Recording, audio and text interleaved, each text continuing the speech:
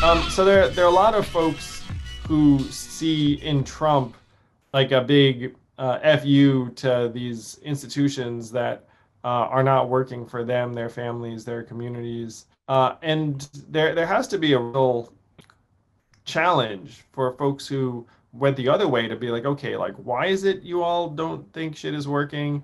And my observation, Tom, is that they don't think shit is working because shit is not working for them. Right. Genuinely. Like you go Right. to some of these towns and you're like, this place like used to have a plant, used to manufacture something, or used to have like a particular source of vitality and jobs, and then let's say that source is dried up, and then your kids left, and the people that are still there are struggling with addiction and other things, and then someone comes and says like, hey, vote for this, and like, oh, fuck you, I mean, that's like a reaction that more and more Americans are having. Yeah. I mean, I just kind of go, I don't know, because I think it was kind of the natural thing for a while to be like, are you out of your mind to somebody who was supporting Trump, let's say, and then you have legit critiques. Like they're obviously like they come with tremendous merit and facts behind them. And then every time you're done doing it, you're like, oh, that like you said, it's not gonna change that person's mind, and it just feels like the divide is greater. But like things that you're saying right now make you go, okay, you have to make it is better to try to understand it. It's not as easy as saying like these are just uneducated bigots, like it's 71 million people, man. yeah, I it's a mean, lot and of I will people. say too, like the big lesson I got too is that I thought, and I got this wrong. So I thought there were a lot of people who voted for Trump the first time, who were like, yeah, like this isn't really how we govern. He's just kind of sticking it to folks. Right.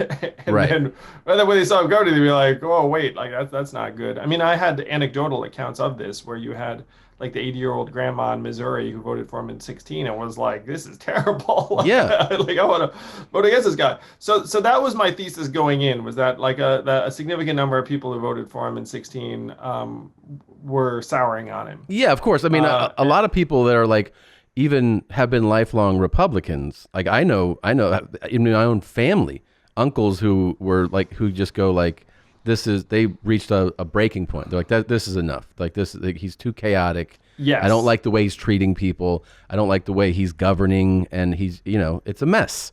The way to borrow from him, he's a mess. Andrew, Trump is a mess. So like people were saying that, and you're like, oh, okay. I just thought more people would think that way.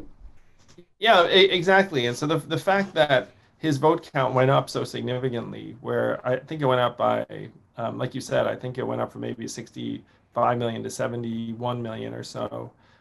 So you have to reckon with the fact it's like, wow, 6 million Americans more than in 2016 said, like, yeah, Yeah, more of this this. guy's really got his shit together. Yeah, this is awesome. Yeah. Or it was just like a statement of values and like allegiance in a particular way.